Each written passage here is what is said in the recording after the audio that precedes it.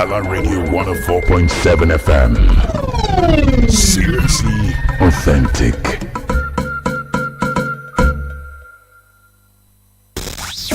When politics unfolds, when decisions are made, we reveal the impact. Welcome to the Polity, your deep dive into the forces shaping governance, policies, and power. From the halls of government. You were there. I was not there. Check the record. Wait now. You were there. I was not there. To the voices of the people. We are suffering. This suffering is too much. It's too much. Look at the students. There's no job. They finish school. There's no job for them. We analyze the undercurrents, expose the intrigues, and break down the narratives that define our democracy. Dr. Tony Olisa Mbeki delivering razor-sharp analysis, and Ebuka Franklin and Chisom on the question wheel, driving the conversation. We bring you the most compelling discussions on governance, policies, and power plays. Stay informed, stay engaged, stay ahead. The Polity, every weekdays at 9:15 a.m. Exclusive on Udala 104.7 FM Onitsha.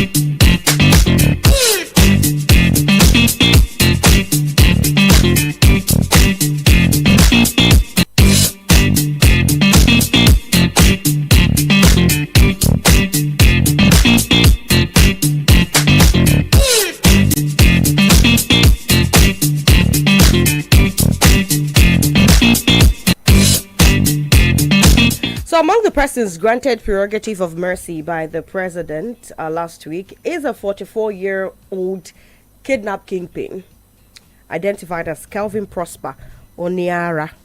He was implicated in the killing of many police and military officers and of course some of his victims. He was in 2013 caught and of course he was apprehended and eventually put behind bars. But last week, he was among those that the president said can go after serving 12 out of his 20-year sentence. Another figure that I personally can really identify with is Mariam Sanda. Mariam's conviction came at a point that there was this constant brawl between what is right and what is wrong regarding the gender fight that has been going on for quite some time now. You know, Mariam killed her husband in a fight. She stabbed him in a fight that was supposedly bordered on infidelity. I recall back then, Franklin, if you know Nkechi Bianze, she was one of the champions that said, you know what, a cheating man deserves to die. But that was Mariam serving life for killing her husband. And the people who applauded that act unfortunately would not be doing that sentence with her. But also the president granted her pardon because her family had pleaded that it wasn't the best interest of her two children, whom at the time of that event, the newest one, her second child, was barely an infant. And of course, that idea of the standards behind the president granting pardon to some convicted people has been under serious scrutiny since last week. Some persons have asked the rationale behind granting pardon to people who have died. Why waste the sport? It could have been given to someone who has real issues and languishing in a correctional facility in Nigeria. All of those and so many other things have taken front burner on discussions in the polity. And of course, Akwakuko is also asking for medical attention. Frank said it is a health backed period where people who are incarcerated are asking for better health attention. We are talking for better medical attention. It was Mazi Nnamdi Kanu last week, and of course, Akokoko greets us this morning, also saying that he is having eyesight issues while in detention. He needs medical help. But of course, like I said, we're going to look into all of these and more in today's edition of the Polity. Welcome to the program. This is Udala Radio 104.7 FM. Good morning. I am Chisom Chinedu. Franklin Ebuka is here on the defense side of the field. Good morning, Franklin. Good morning, Chisom, and good morning to our listener. This very morning, of course, we have quite interesting stories. From what we gathered, it's already in the media that there is one confidant of Akwoko who claims that he is having challenges with his eyesight, and he's asking for medical attention. So I know that in the coming days that authorities that are holding him might want to speak and make some clarifications. Then he talked about the outrage that has created the list of those who I can call the beneficiaries of presidential pardon and clemency. And of course, the outrage has been very audacious, coming from the opposition mainly, and also from some other concerns Nigerian, based on the number of persons or based on some persons whose names have been there. If you look at the records, you see that about 29% of those who were granted the clemency and pardon, they are convicted drug peddlers. And that might want to, that might make you to begin to question if we are actually serious about fight against drug abuse. Almost on daily basis, if you're familiar with statement coming from the NDLEA, you know that there is no week that passes by without NDLEA releasing statement on people they have either arrested or convicted ever since Buba Marwa came on board.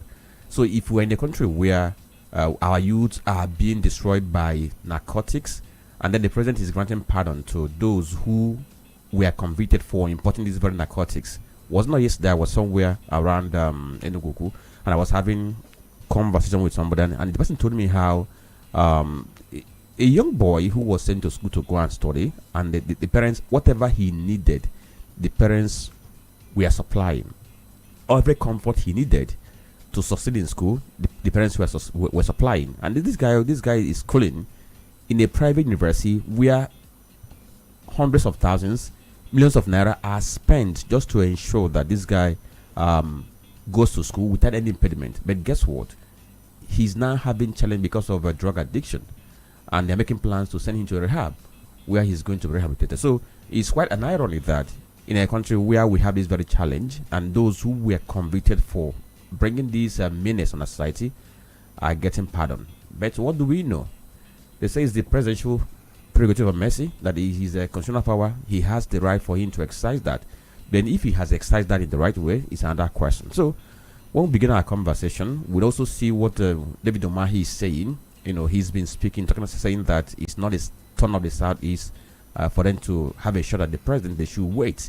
And the question is, if they're going to wait, when would that be? Because it's been a long time they've been told they have to wait. So that wait, would it be an endless one?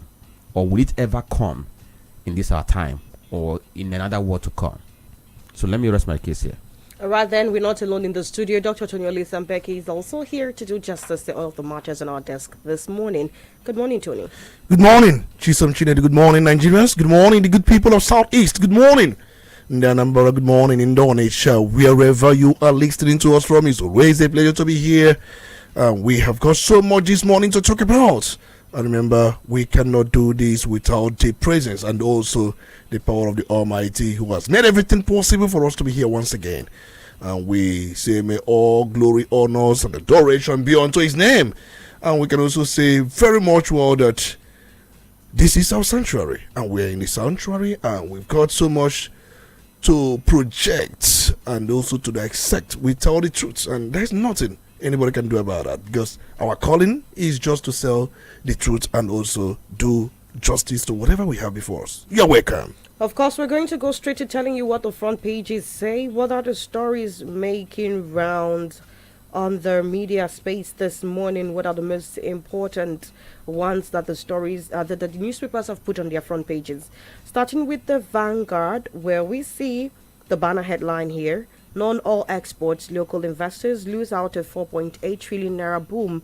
The story is on page 25, and it has riders. The first being foreign rivals Building cheap capital, sidestepping export rules, muscle local operators. The second one, stakeholders decry funding crisis, port bottlenecks. And another one here, analysis demand shift to value addition. Finally, NEPC react, all on page 25. And the president has arrived in Rome. This story is also on the front page of the Vanguard newspaper. 100 billion naira loan sparks war. 100 billion naira loan sparks war of words between Alia Autumn in Benue on page 13. Zenith Bank declares 51.3 billion naira interim dividend payout on page 26. You can't fight drugs by freeing traffickers. ATC slams Tinubu on page 11. Renowned activist Abiodun Aremu killed by hit-and-run driver on page 6. State regulators ask NAS to hold central gaming bill on page 43. ASU Shans FG insists on strike over unresolved demands. The riders, how ASU strike averted talks in 2009 agreement. FG also vows to enforce no work, no pay policy. That's on page 8. U.S. genocide debate sparked by FG's failures. Olawekwa Hashim, that's an editorial there. He says government prefers, oh no, that's the statement credited to Olawekwa Hashim. And he says government prefers 2027 politics to national survival. On the health column of the Vanguard newspaper this morning, prostate, Lagos hospital performs first Eurolift surgery in Nigeria. That's on page 8 of the Vanguard newspaper. Okay, so let's look at the headlines we have on Guardian newspaper. We have the banner headline says a prerogative of mercy, criticisms, outrage, suspicion, 12 presidential pardon of 175. The story is on page 6 of Guardian newspaper. ASU FG talks and in stalemate as Conwa breaks ranks. The story is on page 5 of Guardian newspaper. IMF World Bank meeting, Cardoso lead team as FG confirms Edu's indisposed. The story is on page 6. Prioritize ending impunity for electoral offences. Serap tells new INEC chair. The story is on page 5 of Guardian newspaper. Then this one says security concerns. Tinubu, NSA, NIA boss join meeting in Rome. The story is on page 7. I hope that by the time they return, they will come home with something, not just to go there because we need to be there present. Then another headline says FG revokes Mararaba Kefi road contract over negligence, faulty design. The story is on page 30. Psychologist blames lifestyle others for emotional instability amongst youth. The story is on page 29. A presidency, Sultan others commit to friendly girl child policy. The story is on page 30. Of course, I think that was yesterday. Was International Day for Girl Child. Saturday, yes. Then this very one says Mbaz exit ends PDP stake dominance in Southeast. The story is on page 29. From every record we have now, Mba is going to finally and officially join the APC by tomorrow. But something is happening in Enugu State because the state ESCO, which was dissolved by the National Working Committee, is kicking, saying that NWC has no power to do that. So they are going to remain in place pending when NEC has spoken. And guess what? This very morning, Sandudu Okoye of PDP, the assistant secretary who was supposed to come in place of Sama Anyang, he has tendered his letter of resignation to the PDP. So he's leaving the party. Maybe he might join him by the APC. Who knows? Then the final headline we have on the Guardian says Zenith Bank hopeful of a full year performance, pays 51.3 billion naira dividends. The story is on page 7 of Guardian newspaper. All right, from the Guardian newspaper, the next paper on our desk this morning would be The Punch. And on the Punch newspaper, ASU rejects FG's proposal, begins 2-week strike today. On page 8, the riders union snaps government's peace talks over unpaid arrears. Others insist on industrial action, says FG no work, no pay. Nance commences move to resolve lingering crisis. All of these on page 8. Doing recovery, no plans for replacement. Presidency on page 18. Naira hits 10-month high on strong FX inflow on page 33. 2027, no pact with Jonathan, says Obi on page 41. Fubara retains 8 commissioners, prepares fresh nominees list on page 40. How many months before this tenure expires? And we're having this back and forth commissioners. How many commissioners in one administration? It's like football, because football, even if you play for 2 minutes, can be substituted. As far as the manager wants to use it to maybe waste the time or do anything, they can bring it in at any point. So maybe that's what we're having in River State. Okay, Tinubu under fire over presidential pardon for drug offenders on page 18. More Kwara abductees rescued as military sustains pressure on bandits on page 40. Killings. Adeleke denies hiding a Moteco commander, blasts APC on page 41. 2 arrested over mourner's death at Ocean funeral party on page 5. And Polaris Bank shines at 2025 Buffy Awards. Okay, so let's go back to this day's paper to look at the headlines. And we have this one that says, Arise News Channel, we will be consoled over Madagu with improved security healthcare system. That's the story. Then, above the nameplates, we have this one that says, any report 20% crude output rise in Abofield, lots NUPRC's reforms. Other headline there says, Wale Do indisposed as Cardoso leads delegation to World Bank IMF meets in DC. Then we have this one that says, FJ threatens no work, no pay as ASU begins 2 weeks warning strike today. It has a rider or riders allows us says lecturers not interested in keeping students in class. Reveals government has demonstrated good faith. Met almost all demands, but union intransigent. Then this one says Konwa Namda insist their members not joining strike, just like a broken rank and file. So the last headline we're going to take on the front page of this day says TCN foreign funding for power transmission hits $1.3 billion in 5 years amid frequent outages. These are the headlines we have on the front page of this newspaper. All right, and from there we are heading over to the discussion proper. We are going to be seeing some of the stories that have been headlining the major conversations in the polity. And we are starting with reactions that have also trailed the presidential pardon and clemency. A lot of reactions have come in.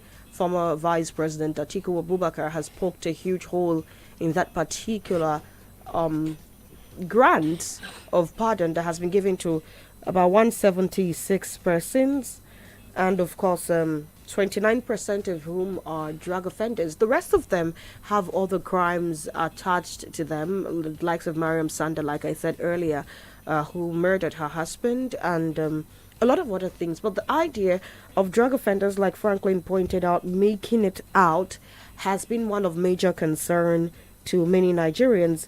Looking at the list, you'd find out that Weke Francis Chibweze, 44, serving a life sentence at Kirikiri for cocaine. You have some of them for fraud also coming out at a time we are trying to boot out fraud from our system. I mean, the idea of make a get rich quick syndrome led a lot of young persons into fraud. Some of them trying to make the fraud more about trying to bring the ritualistic angle to the fraud now. You know, they did a lot of things. And when you start to let people who were convicted for fraud, the likes of Nwogu Peters, who was supposed to be serving 17-year jail term for fraud and was sentenced in 2013 out of the hook. You let people like Anastasia Daniel Nwoba, who was also serving his sentence for fraud out. And we have the likes of Honorable Farouk M. Lawan, who was sentenced to 5 years for corrupt practices, and he's also served the sentence. And all of those, we have a lot of posthumous pardons that some persons have asked, why giving posthumous pardons? I mean, at an age and time that people actually do need to be let off these correctional facilities that are more or less not functional, and we are wasting the slots, or they call it a waste, not me. They believe that this is just a waste at the end of the day. And then we also have the likes of Aluago Lawrence, For Indian hemp selling, he was sentenced in 2015. We have Ben Friday, who was sentenced to 3 years or 1.3 million naira fine for marijuana in 2013. We have Oroke Michael Chibweze, 21, sentenced to 5 years for cannabis sativa in 2023. Kevin Christopher Smith, 42, sentenced to 4 years for importing cocaine in 2023. Azubike Jeremiah Emeka, aged 31, sentenced in 2021 to 5 years or 3 million naira fraud for importing cocaine. The list is long. Akin Rinade, Akinwade Adebi, 47, 3 years for dealing in tramadol. The list is long, like I said. Cannabis, tramadol, cocaine. One thing I also poked a hole in is the sentence. 3 years, 5 years, 1.3 million naira fine, 3 million naira fine. I'm not questioning, the constitution here. But I am questioning a justice system that lets people off the hook for crimes as heinous as trafficking of drugs, knowing fully well how much damage drugs are doing to people in our society, Tony. Two things I am looking at here. Why these people, regardless of the presidency said they have exhibited good conduct, some of them are also on the grounds of old age.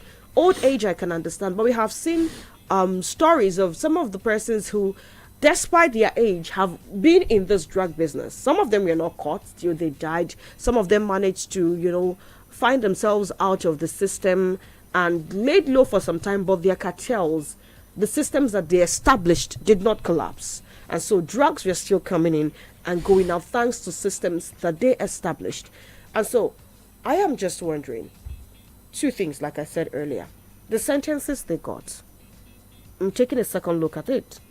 And those too small for crimes. For me, I think drug trafficking is a crime that is beyond, the immediate act of trafficking drugs.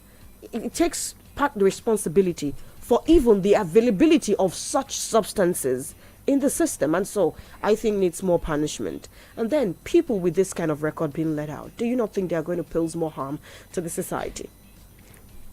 I think you've just asked quite a number of questions, and everybody is trying to question the pardon granted by Mr. President to some offenders and those who were convicted of one offense or the other. You specifically narrowed your question to drug offenders or drug convicts, and many are questioning why would President Bola Ahmed Tinubu pardon those who were convicted of hard drugs. But the point remains, they are trying to throw shakes at Mr. President. Could it be he's into the business? Some shakes like that. But the truth remains, he has the power, and nobody's questioning that. We know very well that his power is covered under Section 175. Governors also have their own powers. But can a governor convict a drug peddler? The answer is no. Why? Drug-related offenses, they are under federal laws. They talk about narcotics, cocaine, and some of the things that are federal law. So you find out why it is majorly under Mr. President. So now, yes, Mr. President pardon quite a number of people, but many people are focusing on those involved in drug dealings. Yeah, because like I said, they take part responsibility for the availability of the substance in the system and the harm it does to people using it. That is it. There's no doubt. What many of us are accusing Mr. President of, Bill Clinton is guilty of it, Joe Biden is guilty of it, Trump is also guilty of it, and you can also talk about George Bush. They are all guilty of what we are trying to accuse Mr. President. If you look at the pardons they have granted in their own times, it contained drug convicts.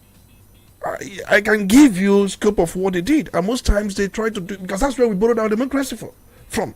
That's where we borrowed it from, and we are doing exactly what these people know how best to do. Let me say this. It's important we understand how these things are done anywhere, everywhere in the world. It's on ground that some of these American presidents, I'm not trying to justify what President Tinubu did, because American presidents have been doing it or had been doing it or are still doing it. No. But I'm trying to tell you that it is also obtainable in their own clime. There's no doubt. If you check sometime around December 2024, Joe Biden, December 2024, he actually pardoned many people. In fact, he committed nearly 1,500 sentences and pardoned 99 people convicted of non-violent crime. Because when you talk about drug, it's important we understand that there are violent drug convicts and those non-violent drug convicts. Hope you understand the difference. Violent drug convicts and non-violent drug convicts, they are quite different. You must measure the two. Violent drug convicts are those in the way and manner they go about their drug businesses. They kill, they miam, they do a number of things. So, but there are those who do it just as a business.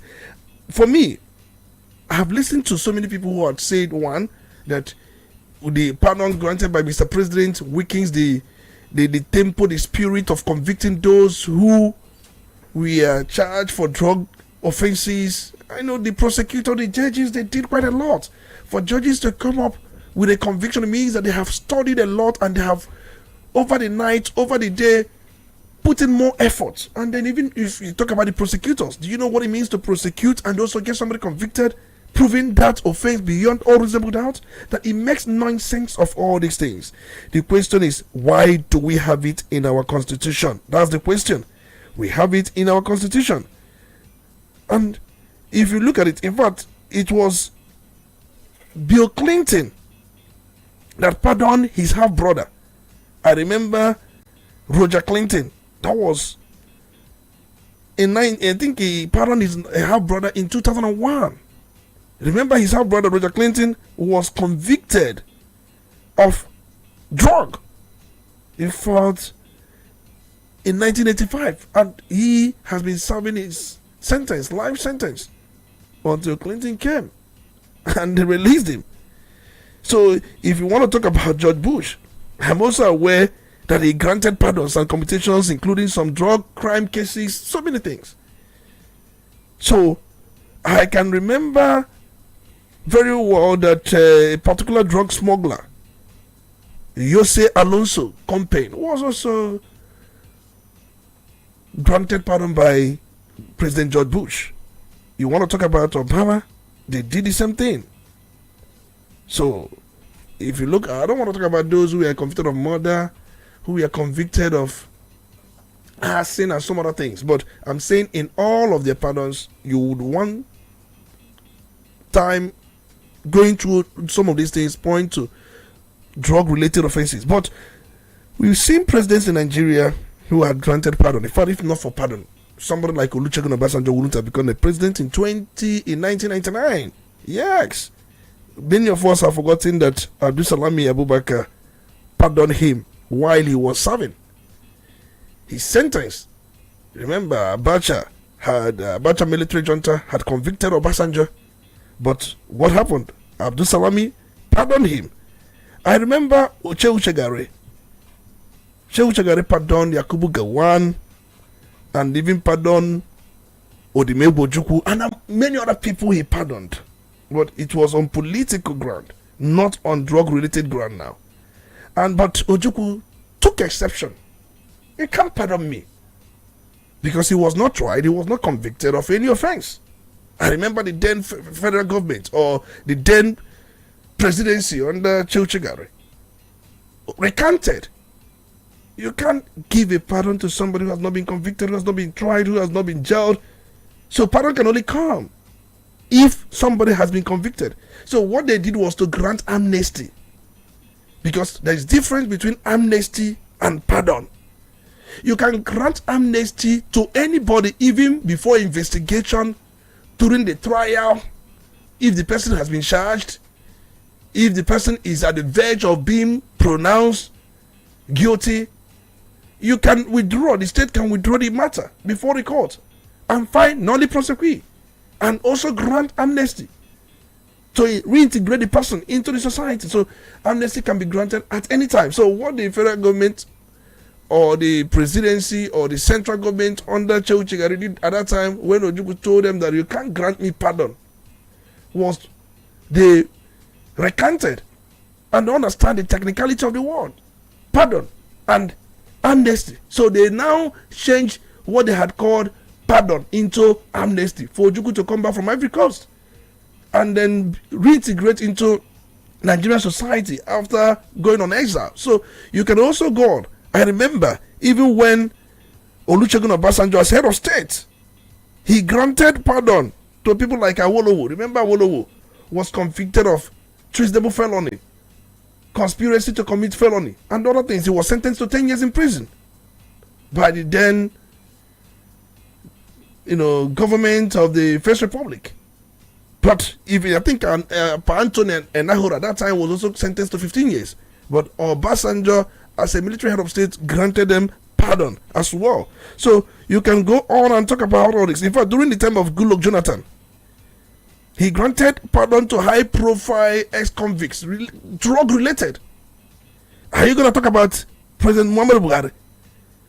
Muhammadu Buhari, I think, under his time as military head of state, he granted pardon to, I think, Ambrose Saleh, former governor of Old Bendel State. He was sentenced to 100 years in prison, remember? And he was accused of stealing 985 naira meant for road projects. Embezzling it, diverting it. He was sentenced to 100 years imprisonment. But his terms was later granted pardon by Buhari and other people at that time. But if you look at it, even Buhari,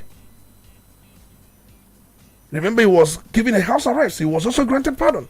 So these things are more routine efforts. So what about Buhari, who granted pardon in 2022?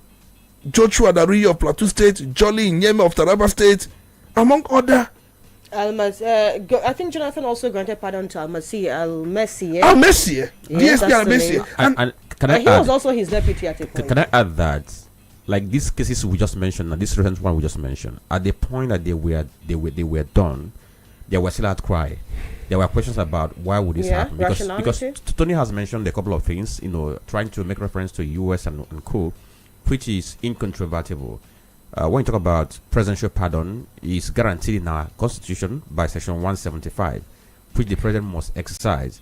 If you go to UK, US and co, they also have their own, which they also exercise. In fact, at a point in time, the immediate past president of US even pardoned his son, who committed one. Joe Biden. Exactly. Now, where I'm coming to is so that we can put all this in perspective, to know where we are coming from and know whether we are in line with the spirit of that very presidential pardon. You mentioned Obasanjo. Obasanjo was alleged to have led a coup, was trying to overthrow a government, and in the process of national healing, so to say, he was pardoned, and that was how he was, brought in to run for presidency, to pacify the Yorubas. Then he mentioned Ojukwu. We know how he led the secession of the eastern Nigeria, leading to Biafra declaration. How he went on exile, and also as part of healing the nation, he was granted a very pardon. No pardon, amnesty, like the way they choose to call it. It was called amnesty. Then we now try to make reference to the ones that other governments in Nigeria have done and how people reacted to all of them.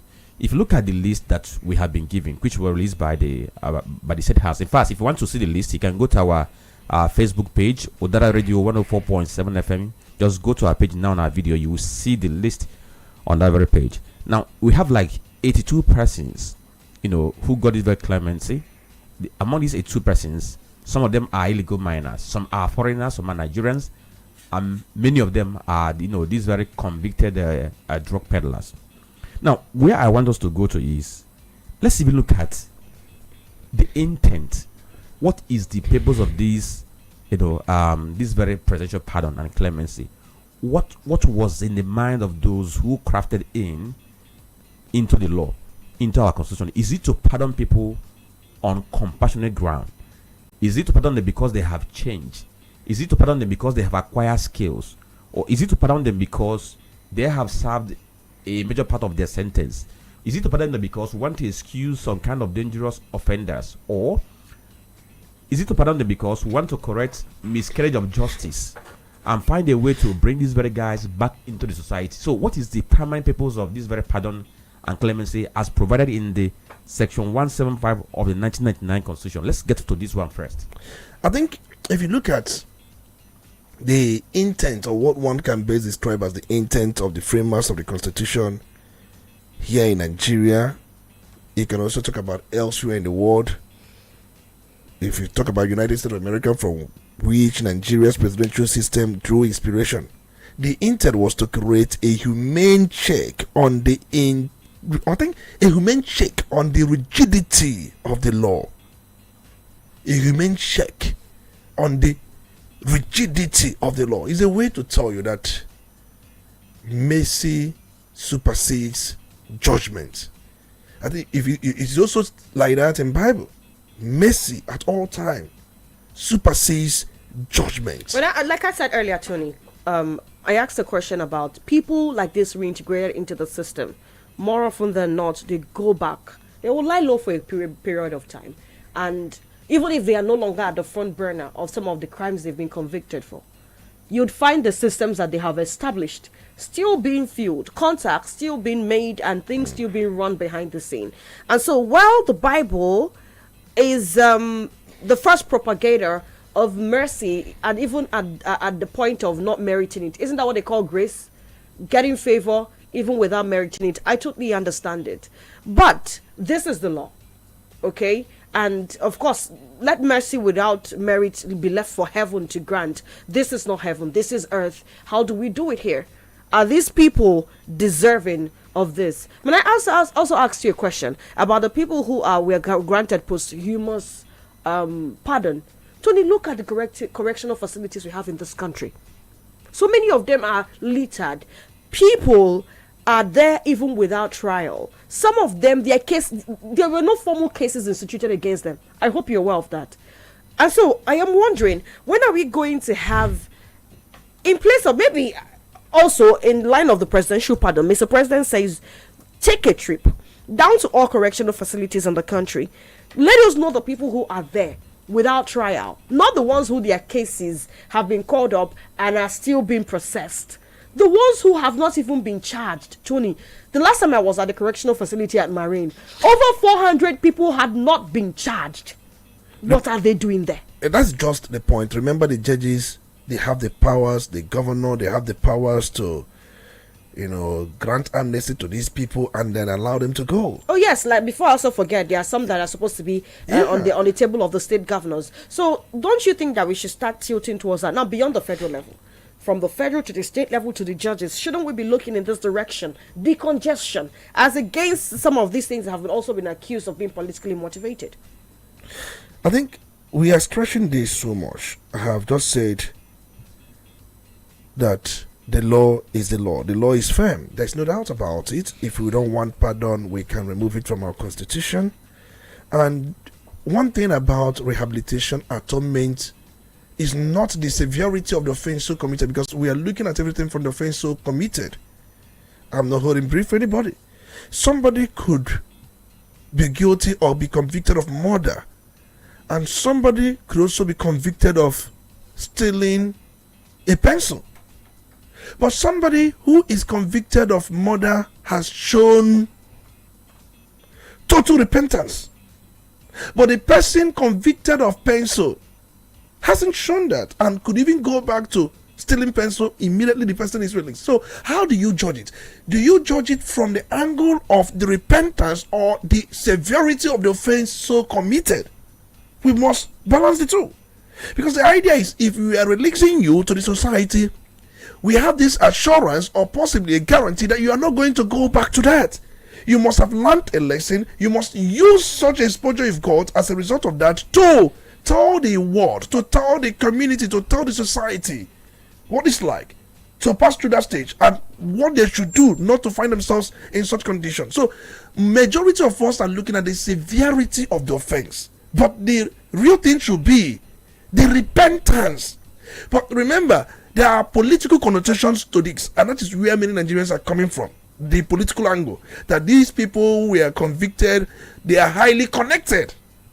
Highly connected. You talked about the person who killed a husband. It was pronounced, in fact, Nigeria was given a kind of shove when this happened. It became something that everybody was talking about. But can I add something? Because I also want to ask why we have not been using the parole system we have in our law, because that one is there. Because I want us to distinguish between this pardon, because pardon simply means granting somebody forgiveness for a crime the person was convicted of. But in this very case, you are going to remove or reduce, the legal consequences attached to that very conviction. That's what pardon simply means. Yeah, okay. But if you want to talk about parole, parole simply means you give somebody a conditional release, where let's say somebody was convicted and sentenced to like 12 years in prison, but because the person has shown a change in character, the person has been of good behavior, you can release the person on parole, but the person will still serve out the remainder of the sentence outside the prison. He will be under watchful eyes, just like what was granted to Oscar Pistorius of South Africa. Now, if you are looking at the purpose of this very presidential pardon, I also want to highlight some things so that we know whether this thing was exercised the way it's supposed to be exercised. One purpose is for mercy and compassion. Second one is to correct judicial errors. Maybe there was an error in the conviction, you can use pardon to correct that. Then there's one again, if there are people you want to reintegrate into society, people who have become reforms, and we want them to rejoin society fully and restore to them all their civil rights. This is another purpose of pardon. Then another one is promotion of national reconciliation, which I use Obasanjo and Ojukwu to highlight. Then the issue of humanitarian ground, it could be on ill health, it could be on old age, or even on compassionate reasons. Then we now have public interest.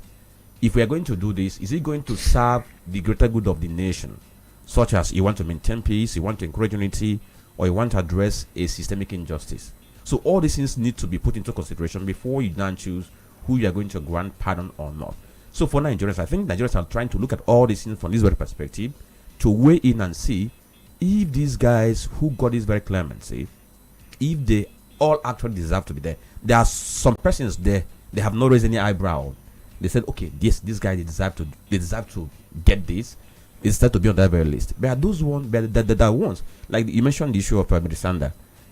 People are saying that what happened to her husband was a premeditated death, because she stabbed the husband several times to ensure that he was killed. And we know how the mother made several moves years ago to get a reprieve for the child, but it didn't happen. Now, at the end of the day, this will not happen. So you can see where Nigerians are getting their concerns about, asking if this thing was done for the greater good of Nigeria, or it was done because this is an election period, and we want to pacify some persons, we want to build up emotion that can make the government of the day seem as if it is very responsive to the inner emotions of people. I think the most important thing is, just like I have highlighted earlier on, we are free to pick holes in what Mr. President has done. We are free. In fact, in some of the ones United States of America presidents have done, the citizens picked holes. Most of their pardons have been controversial. So it's good. It tells that we are conscious of different political developments and happenings around us. So why are we not using parole? You ask. In this very country. See, we hardly use that. We normally go for pardon and outright forgiveness. If you ask, why is Nigeria not using parole instead of outright pardon? Remember, parole, just explained, is quite different from pardon, and then it's just a partial release, and it does not take away the legal burden, the legal consequence of your conviction. So, but I must let you know that Nigeria technically has no functional parole system. Technically. Because if you look at countries like United States, United Kingdom, South Africa you mentioned, there are legal provisions and recent policy moves towards introducing or towards a parole system. But here in Nigeria, if you look at the legal or the legal position, you talk about the Nigerian Correctional Service Act of 2019. If you go by the provision of section 37 down to section 39, introduced for the first time a statutory basis for parole. In fact, section 37 subsection 1 states that the correctional service may recommend eligible inmate for parole, probation, or community service subject to approval by the appropriate authority. That is now something for the correctional service. If you go by section 39 of the same act, the Nigerian Correctional Service Act of 2019, section 39 provides that the Comptroller General of Corrections can make recommendations for such release to the Minister of Interior. That is for federal inmates, or the governor for state inmates. They would just do what? Make recommendations based on what they have observed on the character of a person who is an inmate serving a federal a federal sentence or a state sentence, depending on. But in practice, this means that parole is recognized in Nigeria, but not yet operational. Why somehow. is it operational?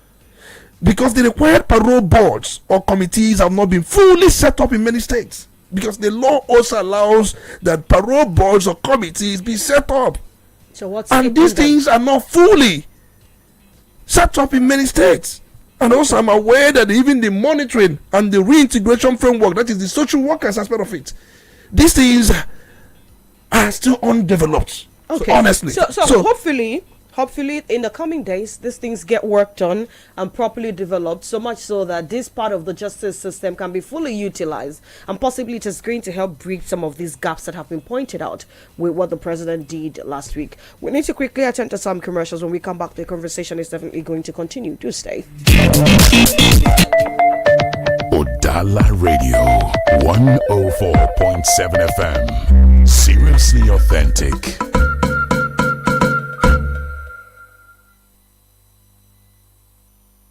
Ụwa ezughị oke o, mana dịka nwa afọ Naija nwoke maọbụ nwaanyị ebe ugbu a, ị kwesịrị ime onye na-akpọ gị n'ekwentị. Ohere na-abịa so naanị otu ugboro, mana nke bụ ezigbo ajụjụ dị na ya bụ, ị ga-adịkwa na njikere? Ekwekwala ka ohere ọzọ ganarị. Lee anya, otu kọlụ ziri ezi nwere ike ịgbanwe ndụ gị. Tinye Truecaller app n'ekwentị gị tata, mara onye na-akpọ gị, hụ na ịtụfughị ohere ịnweta otu kọlụ ahụ nwere ike ịgbanwe ihe niile. Truecaller, za ezigbo oku.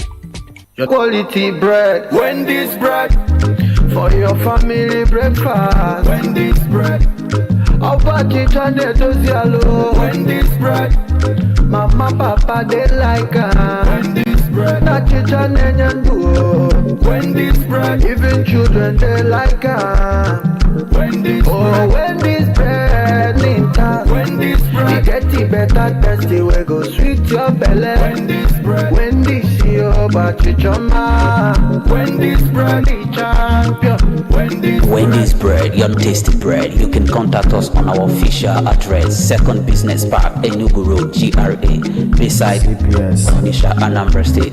We also have another branch at St. Michael Plaza at Tandy Road. Also contact us on 070-1149-1571. Wendy's bread, your tasty bread. Wendy's bread.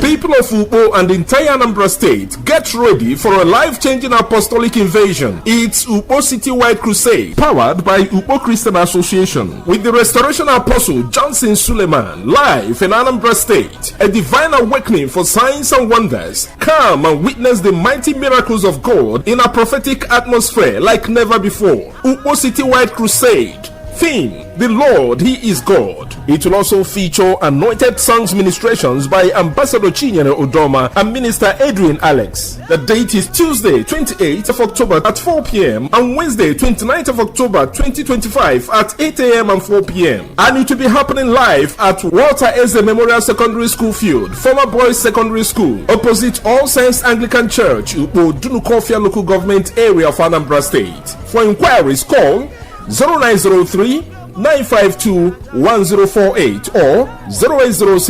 0806-297-8399. Please note that there will be free transportation to the crusade ground. Upo Citywide Crusade. Come in faith and you shall see the power of God.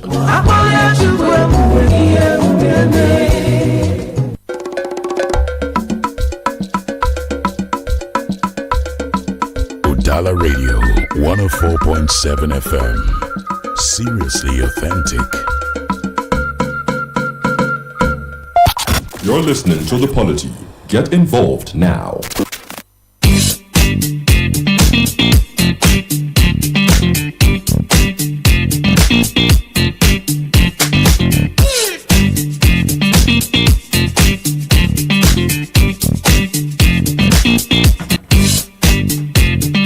And of course, the conversation is still on here on the Polity on Udala Radio 104.7 FM.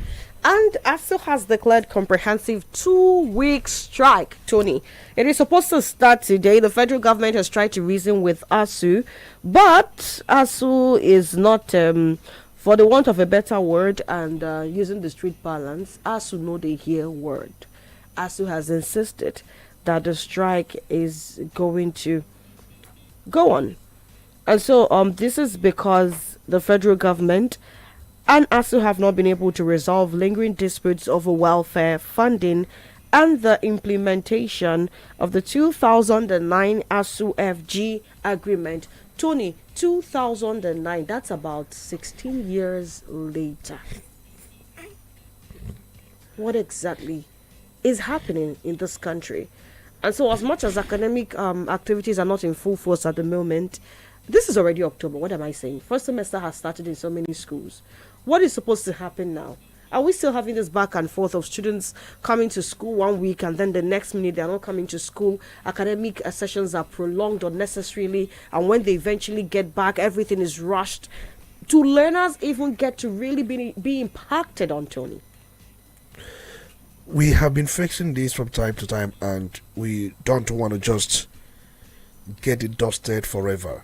And then this perennial ASU strike cost Nigerians, cost the country so much resources, wasted human capital, wasted human development, wasted, and it is all negative. Nothing positive about strike, there's no doubt. And if you look at this 2009 of a thing that keeps reoccurring, it was something in fact signed during the time of President Umaru Musa Yar'Adua, who had thought that with such agreements, everything about ASU lingering strike will be put to rest, put to bed. But we've seen how successive governments either negated, neglected, or implemented partially that very fact. In fact, there was a government that said that they did not know about it and they would not be part of it, forgetting that government is a continuum. We saw what happened during the time of President Muhammadu Buhari. We at a point, the government nearly disowned such agreement in 2009. And if you look at 2009 agreement, I think it has a lot of components. One has to do with funding and revitalization of universities. That's the major one. And if you look at the second one, which has to do with end academic allowance, the one they call EAA. The third one has to do with conditions of service. And then the fourth one has to do with university autonomy and academic freedom. And then the fifth one has to do with pension and welfare, and also implementation mechanism of some of the agreements reached. But under the implementation mechanism of that 2009 pact, that agreement created a kind of a renegotiation committee to review terms every 3 years to reflect current realities. You know, when you talk about salaries, when you talk about funding needs, when you talk about system reforms and all manner of things. But I am aware that that renegotiation process, which was due in 2012, because it was signed in 2009, it was due in 2012, it never concluded anything. Some say that it never happened. Some say that there was such a move, but nothing came out of it. So it tells you a whole lot of all this. And there have been several MOUs between the central government and ASU, Academic Staff Union of Universities. There was one in 2013, there was one in 2017, there was one in 2020. That is Memorandum of Understanding. And there was also another one, Memorandum of Action, MOA. That was in 2019 and also in 2021. And all these things were aimed to implement the 2009 Pact. But government after government has failed to fulfill its funding and welfare obligations. But I also keep insisting that the 2009 agreement is something they cannot take their eyes away from. So it tells you a whole lot. But when you talk about revitalization of universities and funding, one would ask, what does ASU mean? And can this 2009 pact be looked into again?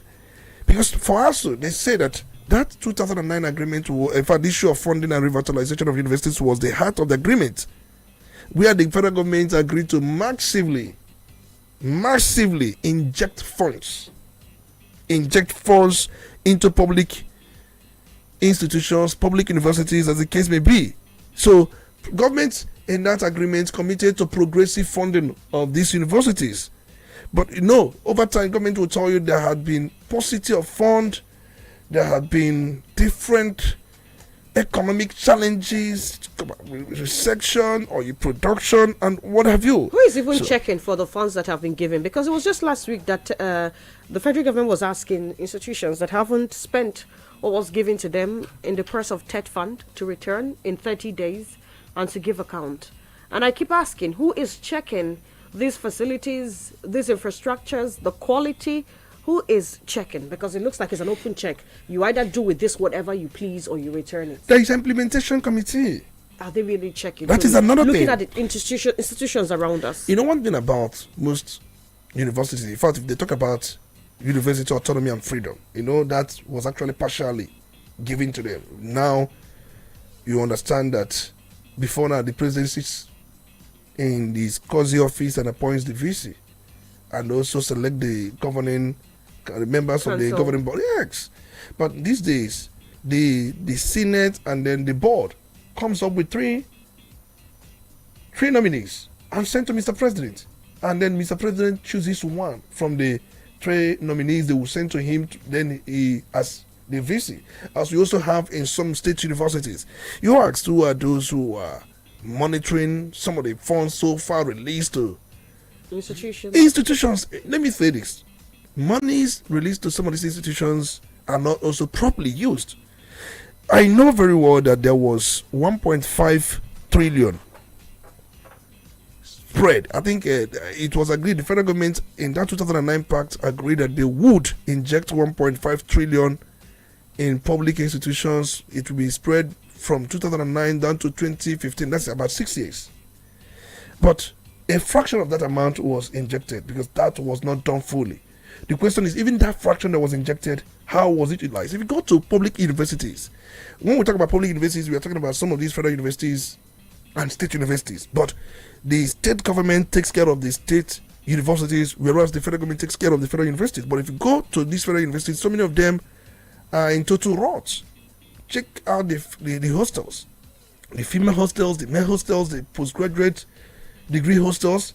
You look at some of the facilities. Even have those. Now, many of them do have. Federal institutions, they do, but the point remains that even the budgetary allocation to education is nothing to write home about.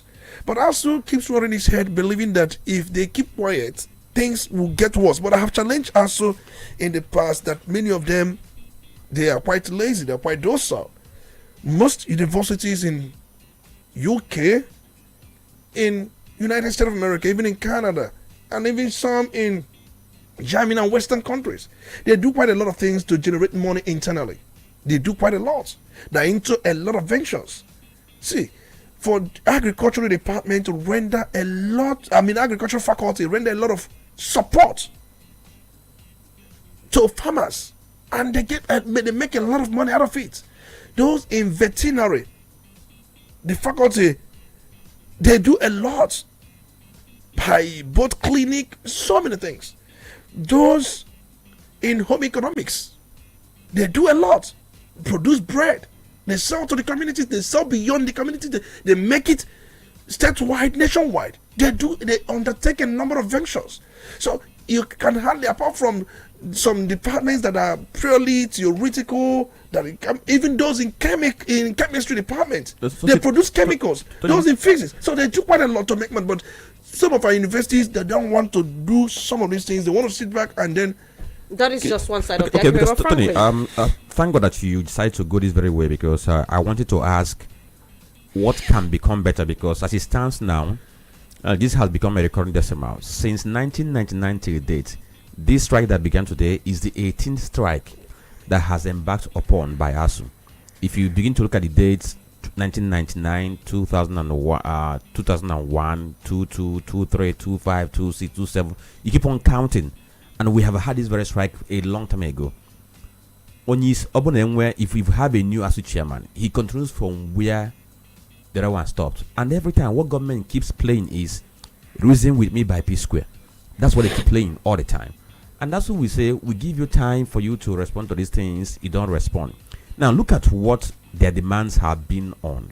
It's been on the issue of increased university funding, improved working conditions, reinstatement of dismissed lecturers, renegotiation of earlier agreement, among others.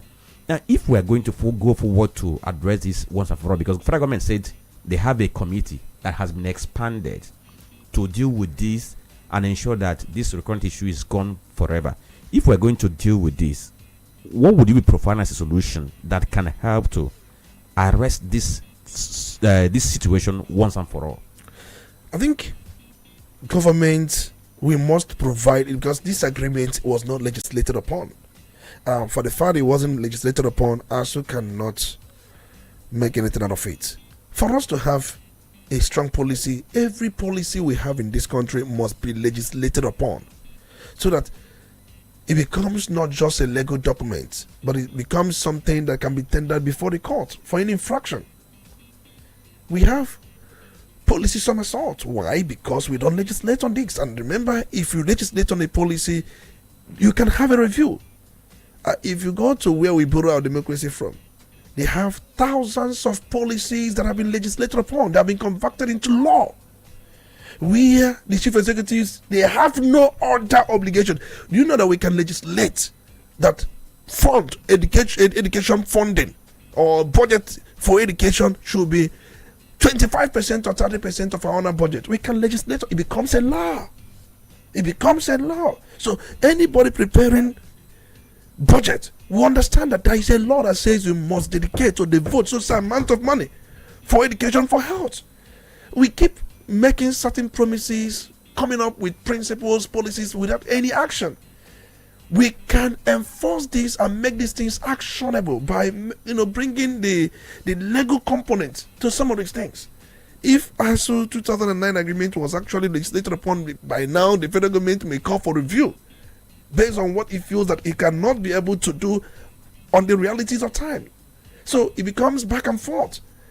It is open that it is only Nigerian universities that go on perpetual, perennial strike from time to time.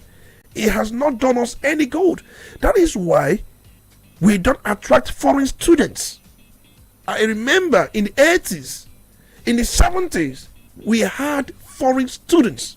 When we talk about foreign students, I'm not talking about those from Ghana or those from Cameroon or from those from Ivory Coast. I'm talking about those from South Africa, those from United Kingdom, those from some parts of they are in Nigeria studying, because for them you had well qualified teachers, you may call lecturers, you have better facilities for academic development and learning, and we also had functional refectories, and we also had a kind of an environment, a climate that can also support research and expansions, academic expansions. So we had those things. But today, for you to be ranked among the best universities in the world, some of these things are looked at. How many foreign students do you have? So now tell me, with the way and manner some of these universities are, if you go to some of these federal universities, you can start from those in Southeast, you can even go to Southwest, you can even go to anywhere, any part of the country. And look at how these universities, how bad their infrastructures have become. Dilapidated, worn out, rustic, bucolic. See, these things are eyesore anywhere you go. But how do we shift the burden? And we have educational tax fund. I must also say that when we were in school, we've seen projects executed by trust fund, ETF. some auditoriums were executed by ETF, and some tax revenues from oil.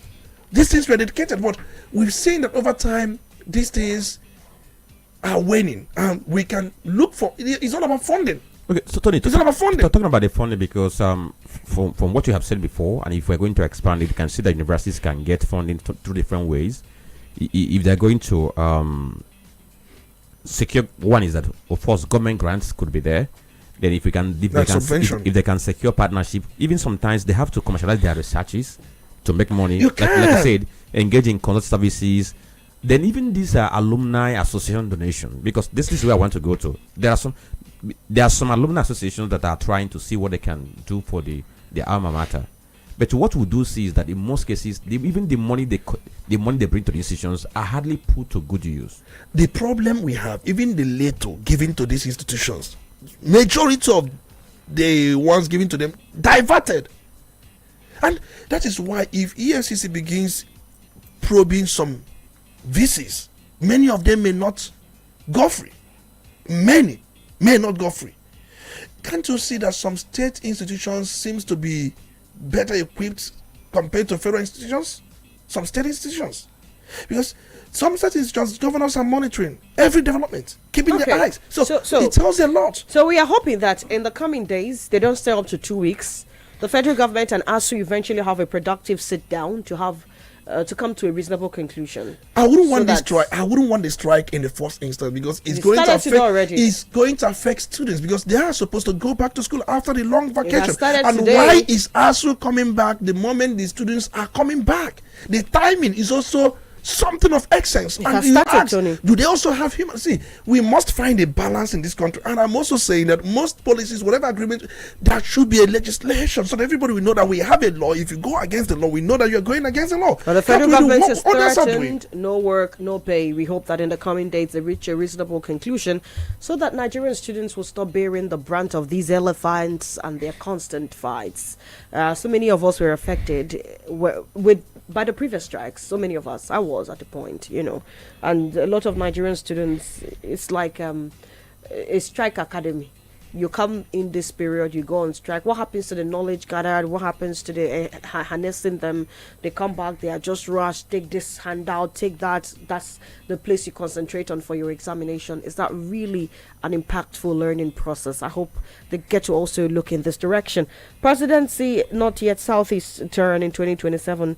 Minister of Works, Dave Umahi, said this over the weekend in an interview yesterday, actually, in Abuja. And this has actually has brought Dave Umahi under fire. He said it's not yet the turn of the Southeast. Tony.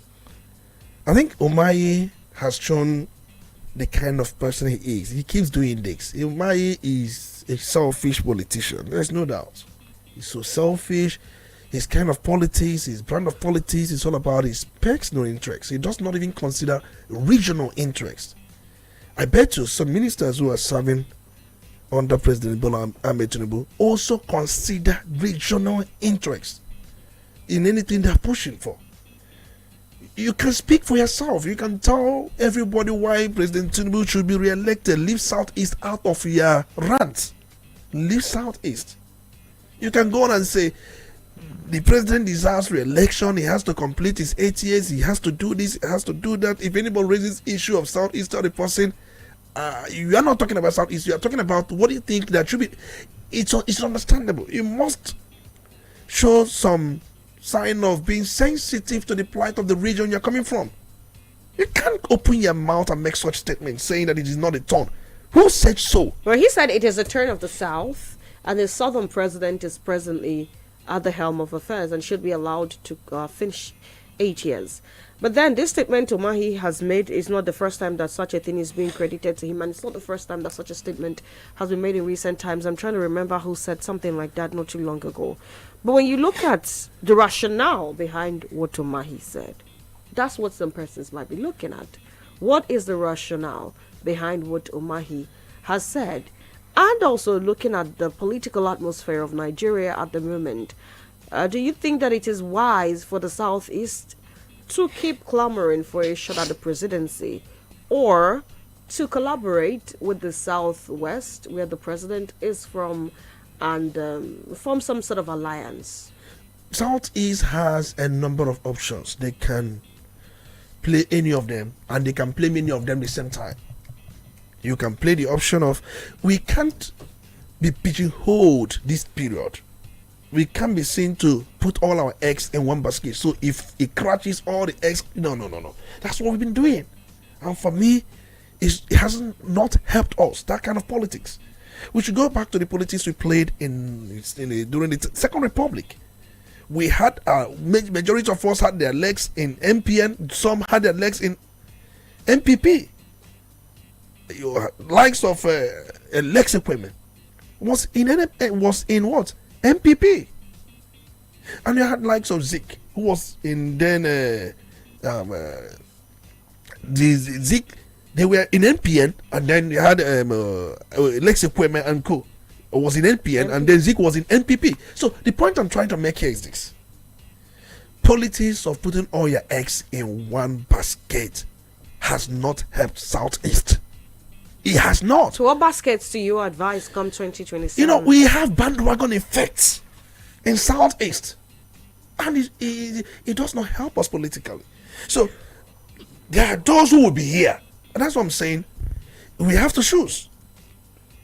We have to choose. Choose what? Because you just said putting our eggs in one basket is not helping us. Let's so assume now, because I'm aware that so many of South Eastern people that are waiting to know where P2B will be heading to, because P2B appears to be the political leader of Southeast, just as Zik was during his own time. But when they were able to form Nigerian People's Party,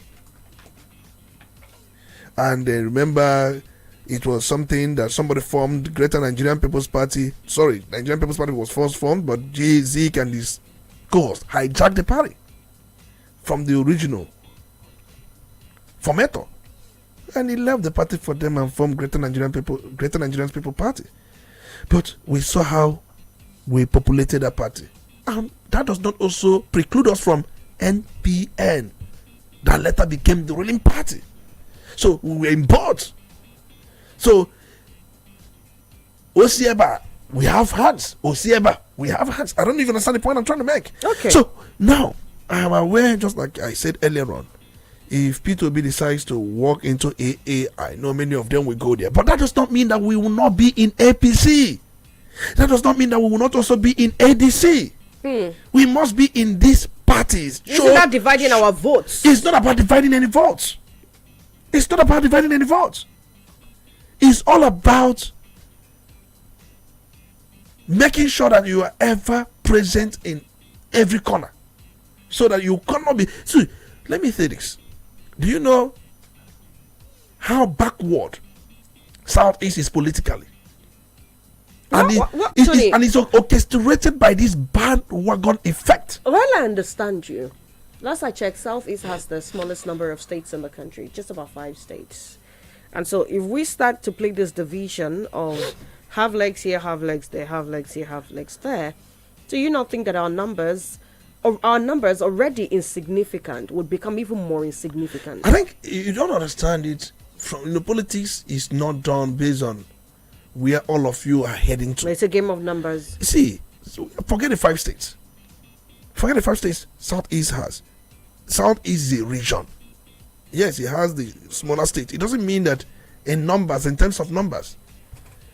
See, do you know that many Southeastern or Southeasterners, they don't come out to vote? When it comes to number of people that turn out to vote, Southeast usually records the least. So, what happens if half of those who registered in Southeast, half of them comes out? You overshadow even both Southwest, you overshadow some other regions. What we should be looking at now from your perspective is also killing voter apathy in the Southeast. That is one. And secondly, remember in 1999, look at the politics we played. Where is that politics now? In 1999, you saw many Southeasterners, they were in PDP. You saw some other people, they were in MPP. But majority of them were in PDP, the ruling party. And They had the positions given to them, allocated to them, Senate President, for how many times? From how 1990. How much impact did they have in the Southeast? It was meant to attract projects because Senate President sits on the budget. It was meant to. He did. The Senate President sits on appropriation bill. Even the Speaker speaks. They can allocate things to their regions. Did it attract those projects? Those who were there.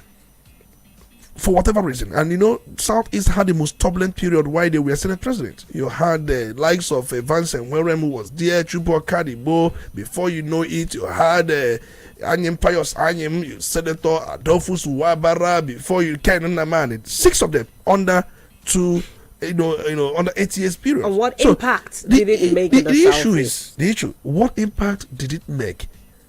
We saw the Onitsha road that was meant to be dualized, lasting a longer period before it. It never had a great impact. That's the truth. Because those who were playing politics then were playing politics of their pockets. But the point is, you use politics to get whatever you want. Look at the Southwest.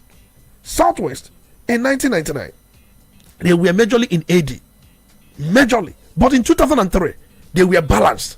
Somewhere in AD, somewhere in PDP. You can say that Obasanjo did whatever he did, that he rigged votes, but they were balanced. So you do not agree with Umahi? That's what you're trying to say. Umahi should not make statements for Southeast. He is not in the position to speak for Southeast, and they cannot go on and start speaking for. Umahi knows very well he's not a leader.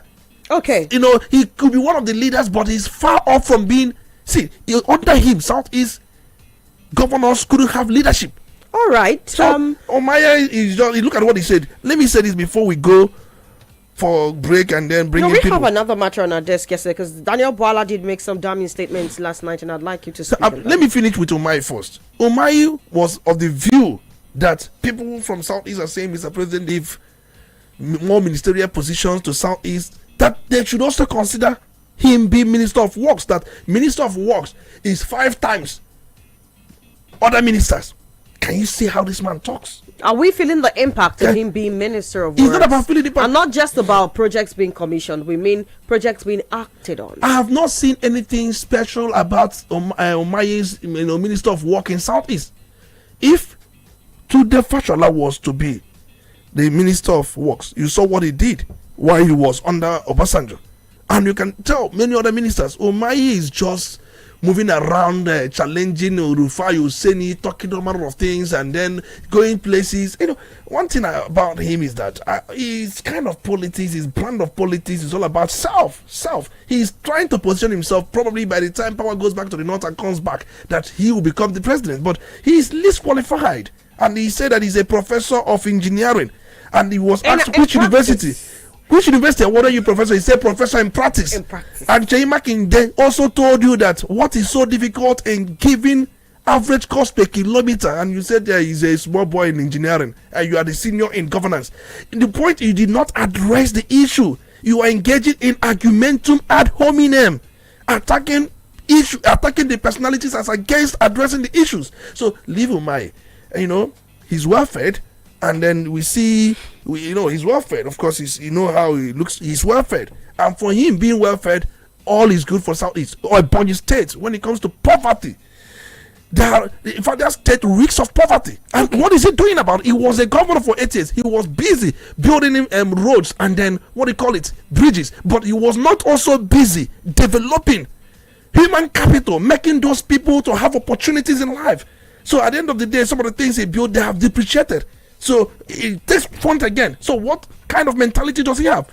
See, I don't have a problem with some of these people, but the point remains that he cannot speak for the Southeast. All right, presidential spokesperson, that's a special advisor to the president, actually on policy communications, also speaks for the presidency.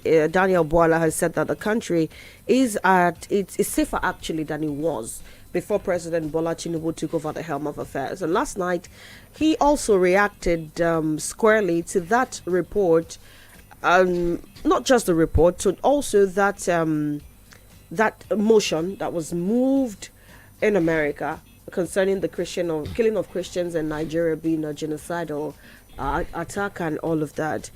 He said a lot of things, and according to him, I'm going to just play part of what he said before we continue the conversation.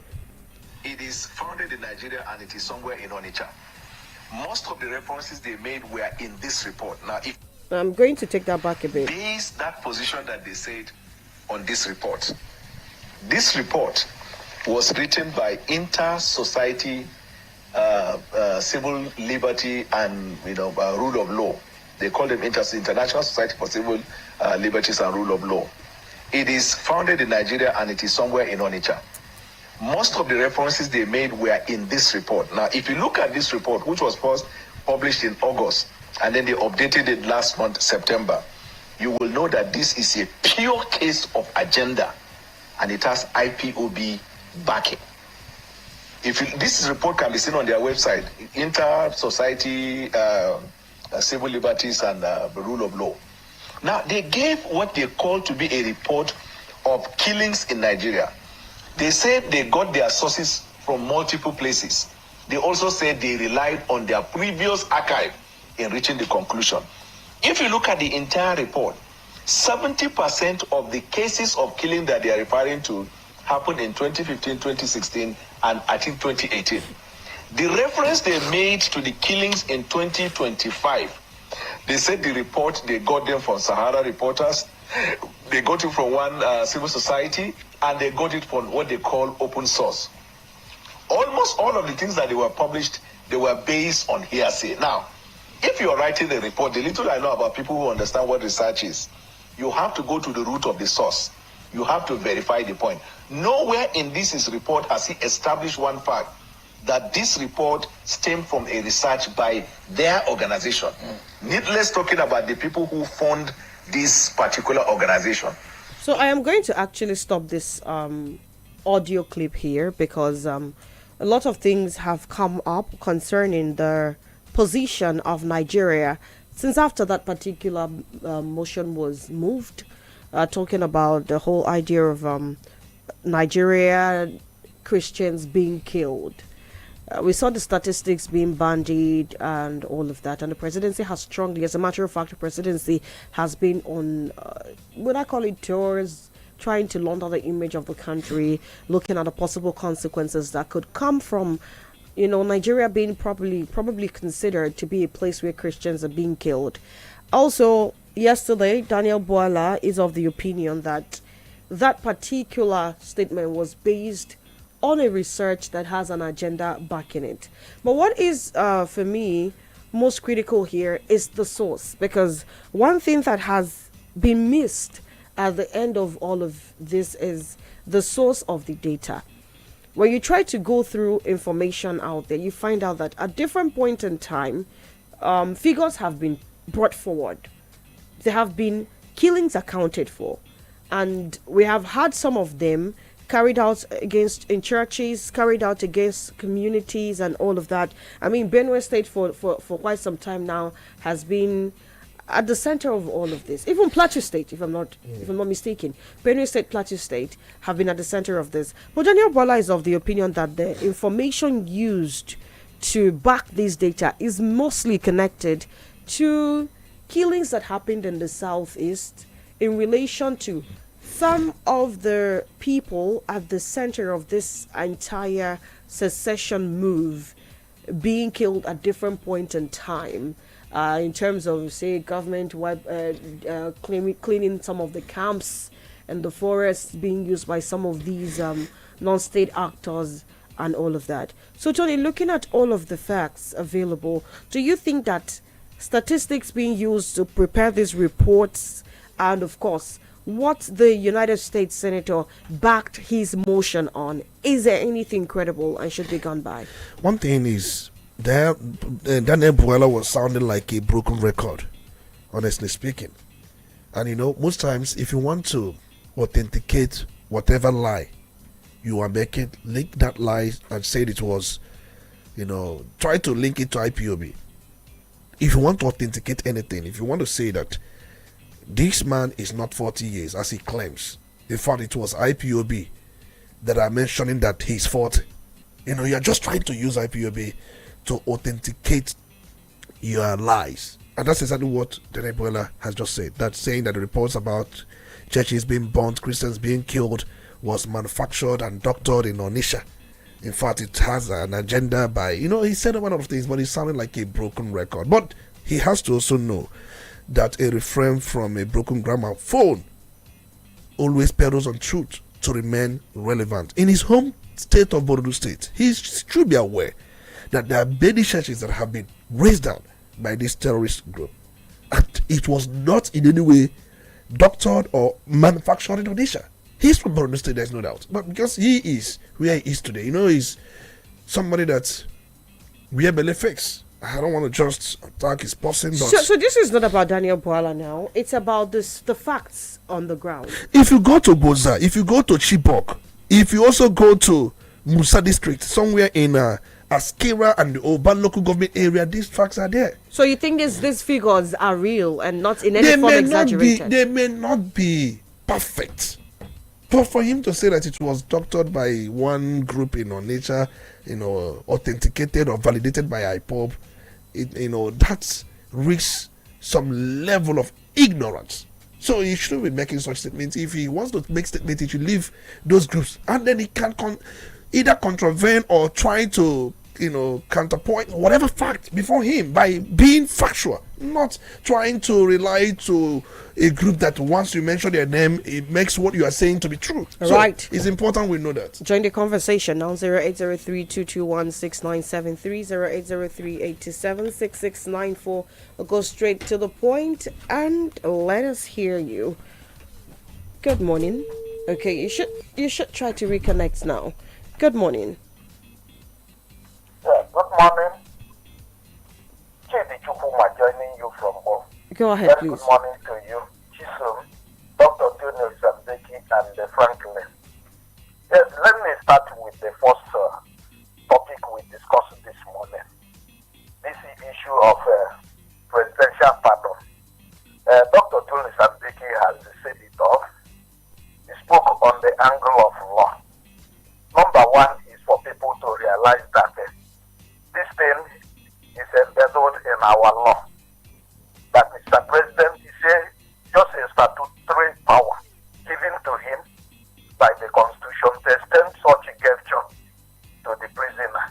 If not for anything there, there is a need to discongest our prison.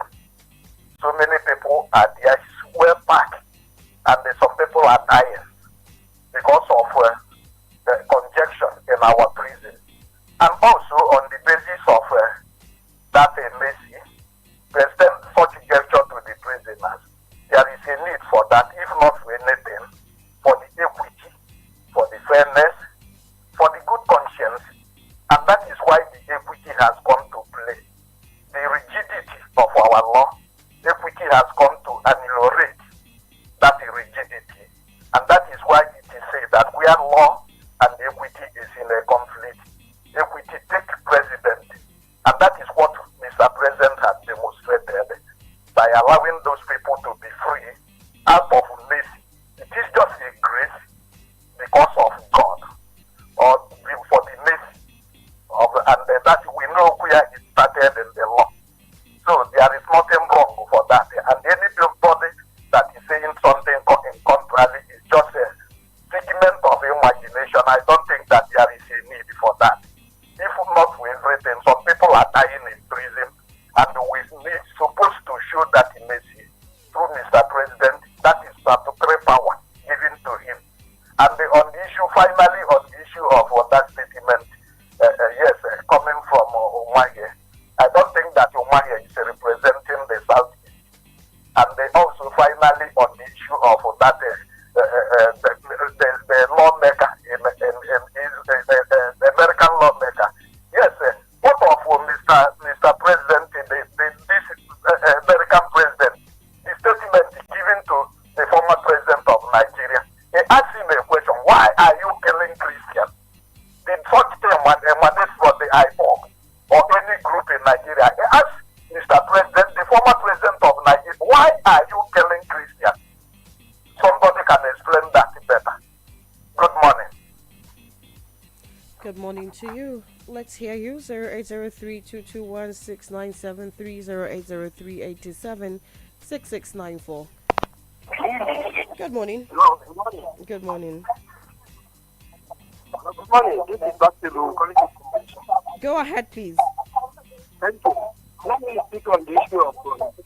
Please turn down the volume on your radio set. Nigeria. Please turn down the volume on your radio set. That this can happen in Nigeria.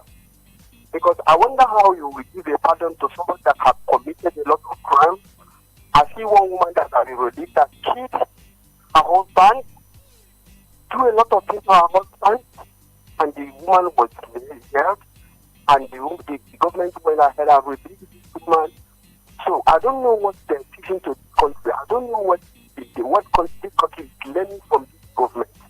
Are we learning that crime has become a case that you can pay for a crime? Somebody can commit a crime and go in court with nothing happens. Those the innocent people will be jailed, trying to punish the innocent one. Where the people that committed the things are there going court free? What are these governments teaching to Nigerians? Are they teaching Nigerians that the lawyers, the security agencies are not doing work? So what do you want the security agencies and the lawyers to do? Is all the suffering, all the night candles they're burning to make a good case, you will bring them in, just release them for the day, and you encourage them. What is encouragement they're giving to these people to do more work?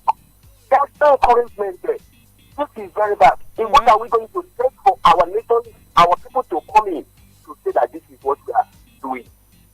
I have to let you go at this point. 0803-221-6973. Please turn down the volume on your radio set and go straight to the point. Good morning. Comrade, I'm calling you from Onitsha. Can I go ahead, please? Thank you very much. On the pardon, Mr. President is granted to some individuals. See, the truth is this. The framers of the Constitution, the people. Are you there? Hello? Okay.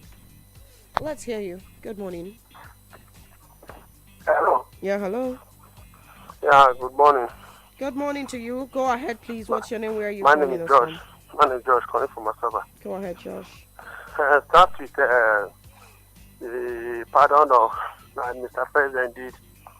See, we must understand one thing here is that we must not compare everything, but it did not affect us direct. Just imagine that you're one of your brother or your cousin, and you see that they give you life imprisonment, and now have the opportunity to come out. So at least you the joy, no matter the crime that he committed, the joy that you see, understand that God has just gave her or he a second chance to live again. And I believe that can no matter what, it's not that they gave the treatment. Now have the opportunity to come out. I believe that there must be a repetitor because at least there's conscience that God gives to that person at the first place, no matter the kind of crime that he finds himself. So most big kudos to Mr. President. I don't want to read political meaning we are just putting on this sentiment and the rest of them. Talking about the lady that killed the husband. Don't you know that the children of that lady will be very happy now? They won't even remember anymore that the mother killed her. Because why? They are about losing two people in the family. So let us understand that it's the right of the president, and I don't want to look in on the area of politics at all, because every other president has been doing it. Even in Delta State here, our governor normally do it.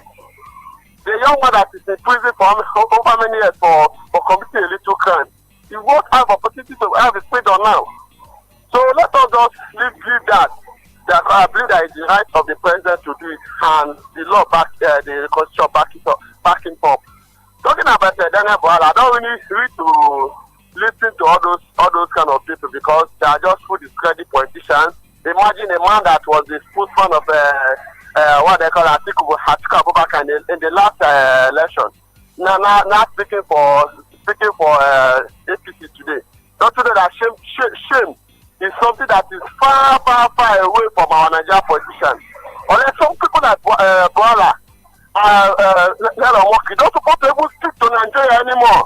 But they are disgrace. You imagine you are from Borno State with the kind of killing that is going on in the police, you are from Onitsha is on this talking trash. I don't even blame that it's the TV station that gives them all this coming to be talking nonsense that are talking to say to Nigeria. They don't know why they will come. What this service will stop. Thank you very much. Right. Let's hear what you have to say. And then we head over to Facebook. Franklin, last call here. Good morning. Good morning, Udala. Good morning. My name is Wanganga. I'm reaching you from Navy. Make it snappy. Go ahead. Let me talk about what Tony said. That the people of Southeast should spread their political tentacles so that we will be everywhere. We have been doing that from 1999 to today. We made Obasanjo, we were those who made Obasanjo president. He got the biggest vote from the Southeast.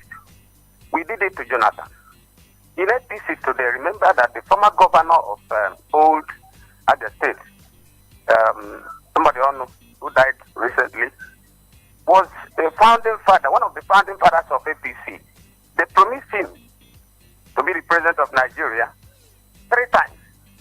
The last convention they had, the presidential system they had, they promised him. When the election was going on, he discovered that he was not choosing. Remember his statement. He stood up and said, I am disappointed. This is unfair. I am disappointed. And he left the venue. And after a few months, he died out of, broken heart. We have the former Senate president. He's in APC today. That is, he was once in PDP. Namani. He's in APC. So many politicians that today, Uzokal is in APC. We have been in all political parties supporting everybody that came on board. It is not that, Tony. I disagree with you. All right. Do you know that Tinubu started his party and remained in his party, started growing his party, until he was able to, come to a point where he now, asked others to come in from other regions. We don't have our own here. Even the one we have, we are cleaning it every day. It is not because Igbos have not been in other political or that we are putting our eggs in one party. The point is that Nigerians will never allow you as an Igbo man to rule Nigeria, whether you like it or not. If you like, bring Jesus and tell him that he's an Igbo man, that is in APC. They will not allow you. Okay, thank you for your contribution. Okay, we have to let you go. Let's head over to Facebook now. Okay, from our Facebook page, we have a Gospel Okoye who says it's right for president to pardon law offenders after being pronounced guilty by the court. But Tinubu's pardon to those he did recently is political and tribalist. They are trying to edit what you wrote. Also, Francis Namane, watching from Amagunze, he says the federal government should holistically address the demands by ASU to have vast strike rather than adopting no work no pay policy. The Nekegona says ASU going on strike again is like they have made it business as usual, and I think it's time government of Bola Tinubu sit down together with ASU and put a stop to the strike. Anoms Emmy says that Boala is like a dog that goes back to its vomit. And then Ugochukwu Frank says some people celebrated this government because they claimed he has taken care of ASU and its challenges. And he says propaganda government, the same way they celebrated the scam refinery. Just like Buhari did, we will see the mess this government has put us into when they have left the office. And then Young Okbe Onwa says, okay, I think their post is not related to what we are doing here. Bazilugo says it's painful to watch after all the sleepless nights, the risk and the hard work of our lawyers and security agencies to bring criminals to justice. Our leaders turn around and pardon them. How can a nation move forward when those who commit atrocities are set free in the name of politics or mercy? What happens to the victims? What happens to justice? When the guilty keeps walking free, the innocents lose faith in the system. Then Master B says President has the constitutional power to pardon offenders and convicted persons. And my prayer is for Mazen Kano and Abakari, who have the national interest at heart, that the President will also extend the same gesture to them. And then Anoms Emi says pardoning convict makes nonsense of the law and creates rooms for people to go into crimes. This is why jungle justice will never stop. And then Dr. Mrs. more laborers from Ore says to neglect the education of our children is not just to look for trouble, but to guarantee trouble. This threat of no work, no pay is unacceptable. Why can't government settle this as an issue once and for all? Is government no longer a continuum? If they go on strike, our children will suffer.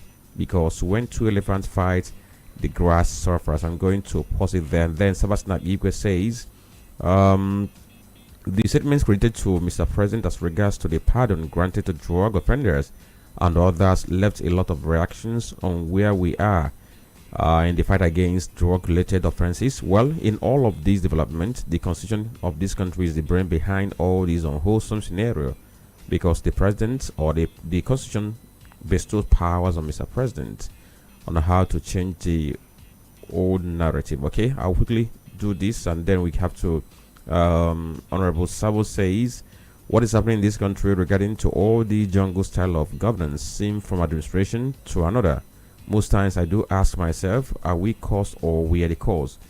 My speaker, is really unfortunate seeing a government claiming to be responsible, reintegrating terrorists and bandits into the military force, and now granting pardon to another set of criminals. And he says things have fallen apart, and he's asking which way Nigeria. So we have to pause it here. All right, last words, Timmy, before we take down the curtain on today's conversation. You know, most times you need to really see things afar before you discern. You know, when I say that we need to spread our tentacles. Anybody who has put his eggs in one basket, the egg may crash and then you lose everything. And somebody is trying to tell me, didn't Obuniono, a member of APC, didn't care. You're talking about individuals. Individuals do not make a region. If you look at the voting pattern, 1999, we voted overwhelmingly for PDP. From 1999 down to 2015, from 1999 to 2015, 98, in fact, Jonathan won in Southeast more than he won in South-South. We were more Jonathan than even the people of South-South. Why didn't the people of South-South give Jonathan that number of votes? They were able to do one or two balancing. Yes, Jonathan immediately after Southeast. South-South comes second. So the issue is, you must, if you're playing a game of chess, you understand what I'm saying. We are not talking about people who are members of the party.